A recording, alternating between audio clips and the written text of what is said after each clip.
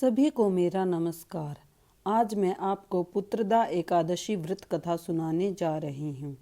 अगर किसी ने मेरे चैनल को सब्सक्राइब नहीं किया हो तो मेरे चैनल को सब्सक्राइब कीजिए ताकि मेरी आने वाली हर कथा आप तक सबसे पहले पहुँचे।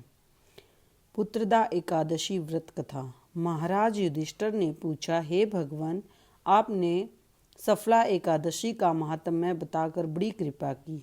अब कृपया करके यह बतलाइए कि पौष शुक्ल एकादशी का क्या नाम है, उसकी विधि क्या है और उसमें कौन से देवता का पूजन किया जाता है। भक्त वत्सल भगवान श्री कृष्ण बोले, हे राजन, इस एकादशी का नाम पुत्रदा एकादशी है। इसमें भी नारायण भगवान की पूजा की जाती है। इस चर और अचर संसार में पुत्रदा एकादशी के व्रत के समान दूसरा कोई व्रत नहीं है। इस पुण्य से मनुष्य तपस्वी, विद्वान और लक्ष्मीवान होता है। इसकी मैं एक कथा कहता हूँ, सो तुम ध्यान पूर्वक सुनो। भद्रावती नामक नगरी में सुकेतुमान नाम का एक राजा राज्य करता था। उसके कोई पुत्र नहीं था। उसकी स्त्री का नाम शैव्या था। वह निपुत्री होने के कारण सदैव चिंतित रहती थी। राजा के पितर भी रोरदन पिंड लिया करते थे और सोचा करते थे कि इसके बाद हमको कौन पिंड देगा। राजा को भाई बांधो, धन आदि, हाथी, घोड़े, राज्य और मंत्री, इन सब में से किसी से भी संतोष नहीं होता था। वह सदैव यही विचार करता था कि मेरे मरने के बाद मुझको कौन पिंड दान करेगा।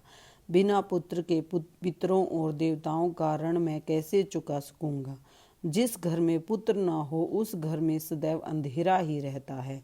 इसलिए पुत्र उत्पत्ति के लिए प्रयत्न करना चाहिए। जिस मनुष्य ने पुत्र का मुख देखा वह धन्य है।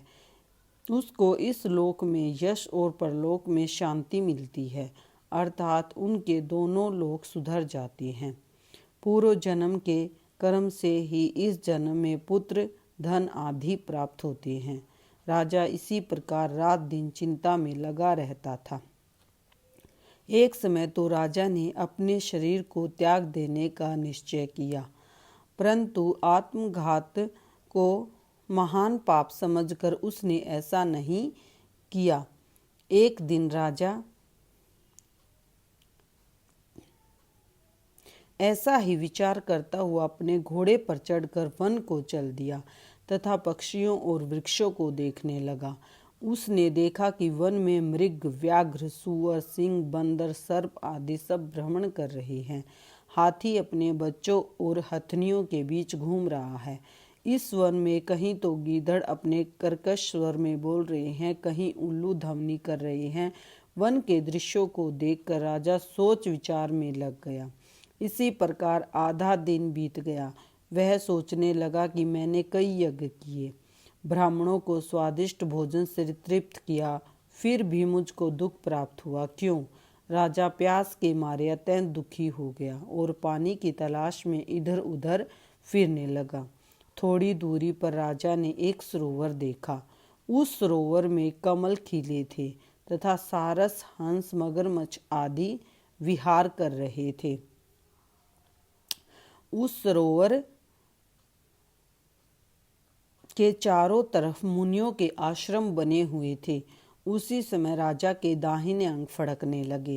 राजा शुभ शकुन समझकर घोड़े से उतरकर मुनियों को दंडवत प्रणाम करके बैठ गया।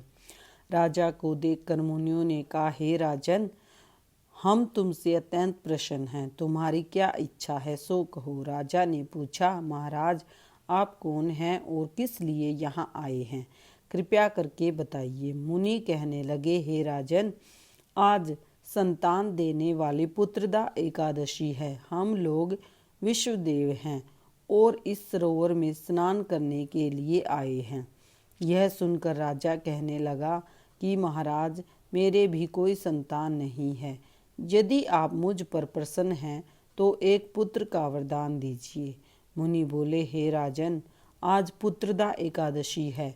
आप अवश्य ही इसका व्रत करें। भगवान की कृपा से अवश्य ही आपके घर में पुत्र होगा।